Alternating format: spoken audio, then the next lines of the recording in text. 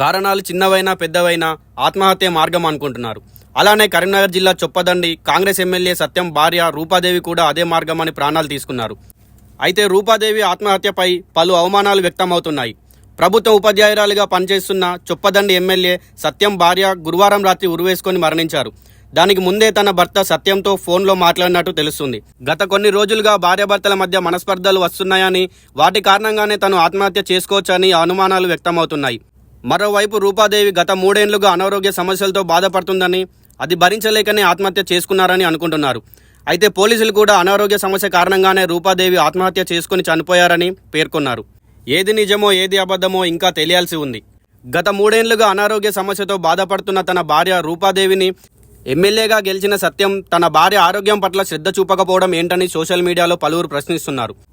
ఇంకోవైపు కుటుంబం ఆర్థిక పరిస్థితుల కారణంగా రూపాదేవి ఆత్మహత్య చేసుకున్నారనే వాదనలు వినిపించగా, కోట్లు ఖర్చు చేసి ఎమ్మెల్యే అయిన సత్యం ఉండగా ఆర్థిక పరిస్థితుల వల్ల ఆత్మహత్య చేసుకునే అవసరం లేదని రాజకీయ విశ్లేషకులు చెబుతున్నారు. రూపాదేవి మరణంకు ఆర్థిక సమస్యలు కారణాలు కావని చెబుతున్నారు.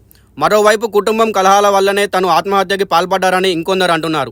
ఈ విషయంపై నిజానిజాలు తెలియాల్సి ఉండగా అనారోగ్య సమస్యలే రూపాదేవి చావుకు కారణమని పోలీసులు చెప్పారు.